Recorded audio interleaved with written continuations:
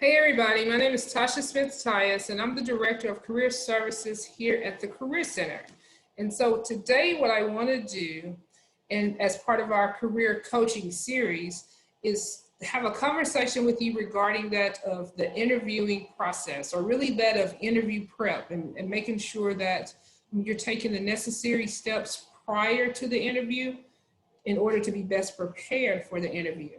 And so what I'm going to do first is share my screen with you just so we can walk through a presentation and just highlight some points that you want to think about as you prepare for that interviewing process. And then also at the end, you will see that I'm going to leave you with our contact information again so that you can remember that you can get in touch with us. Please contact us to help you further along in that interviewing process. So let me share my screen with you really quickly.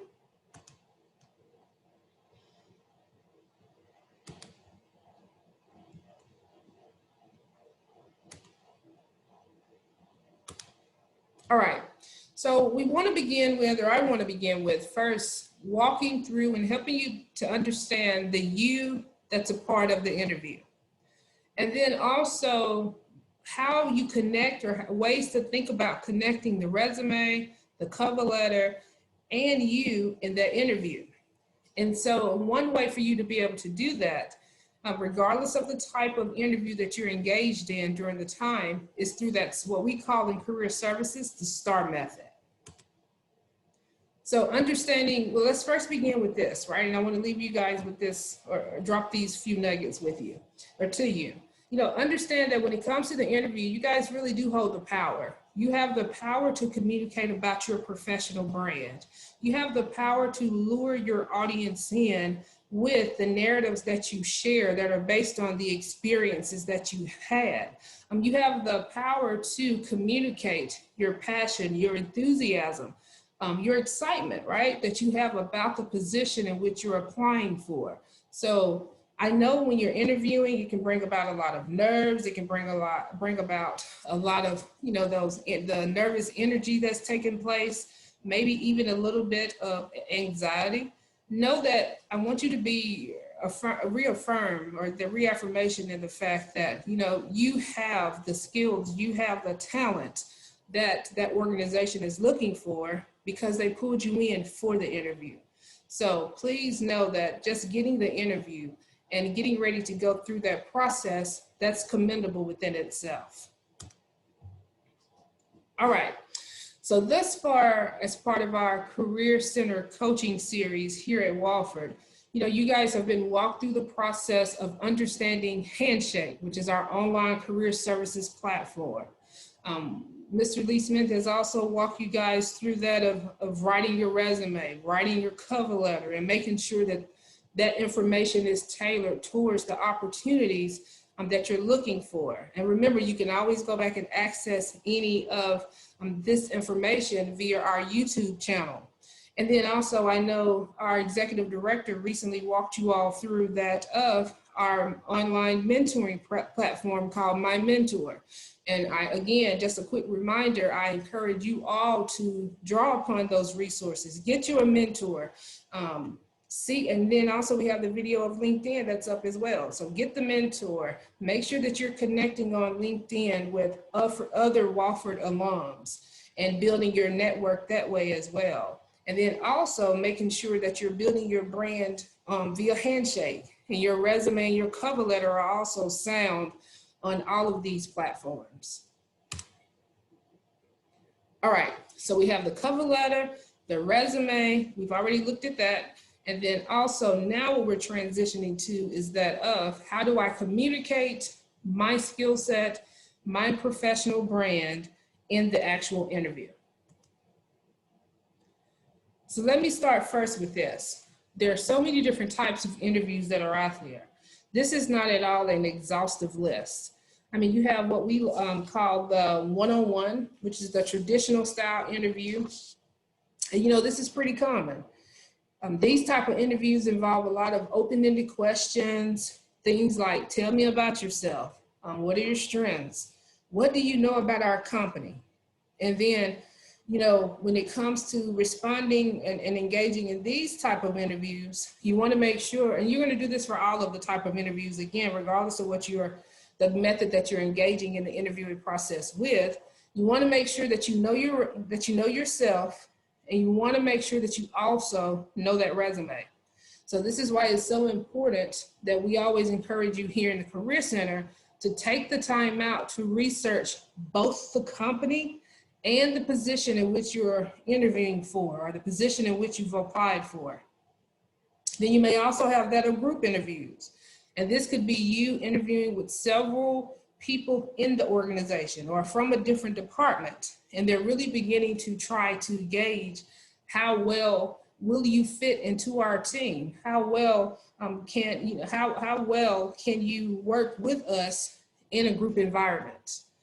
Then you may also have interview questions that focus on that of being, of case studies. So, these are the types of questions that are designed to evaluate how you process information, how you actually analyze a problem, and then being able to determine key factors and how do you actually propose solutions or come to a conclusion based on the analysis.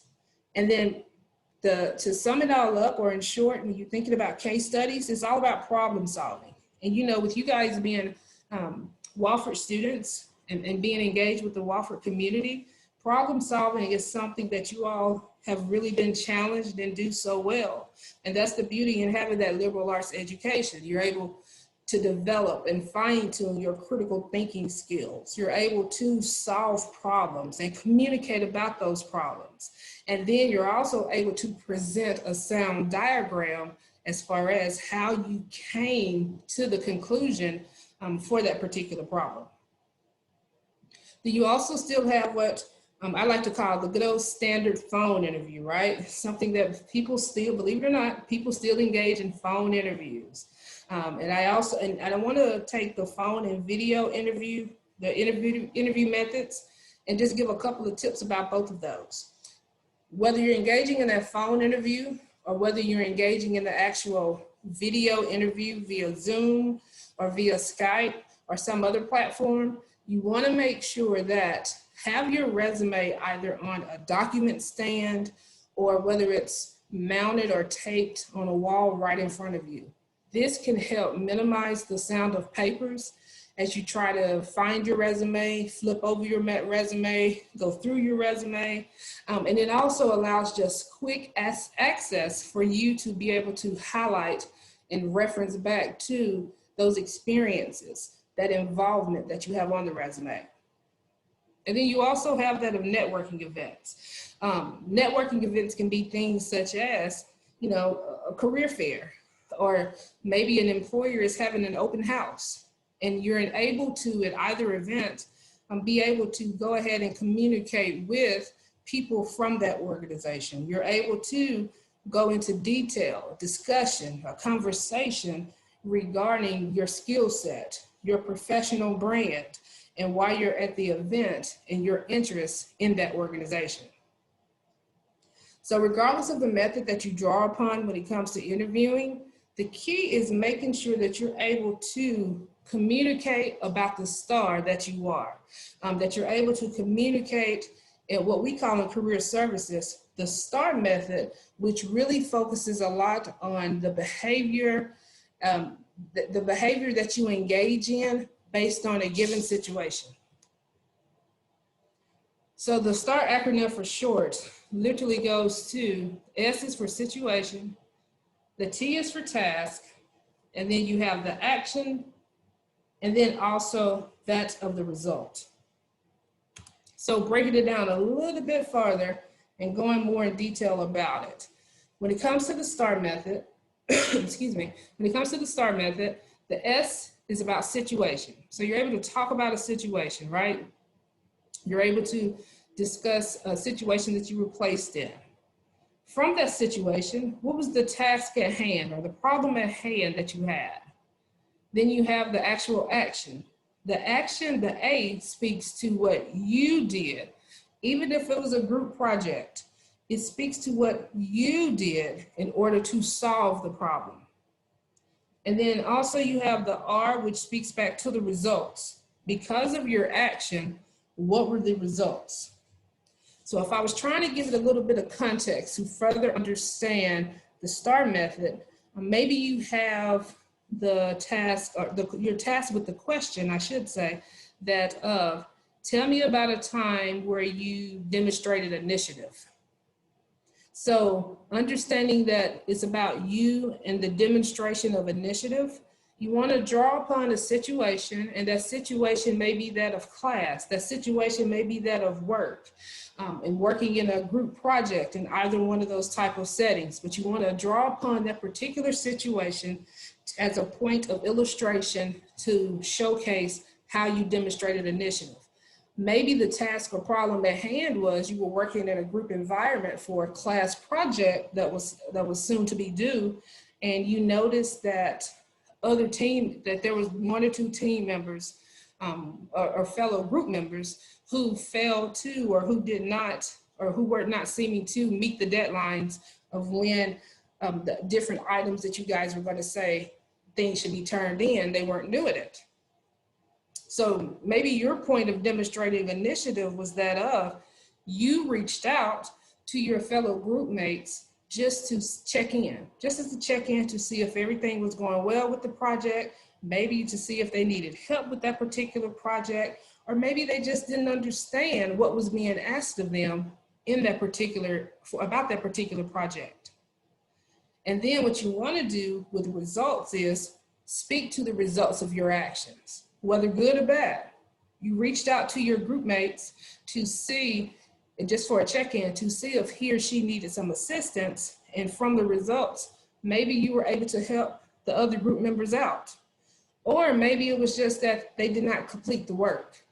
Regardless, good or bad, you want to talk about the results of your actions. And it's not just the good or bad. You also want to take it a step further by talking about what you learned from those results, like what you learned from those actions. That's a great way to speak to what you did, how you went about problem solving, and the results from the steps that you took. And just a few more things before I wrap it up with that you see you can get in touch with us. Just a few more things that I want you to think about as you engage in that interviewing process. You know, it's always good to make sure that during the actual interview that you want to make sure that you are prepared to think on your feet.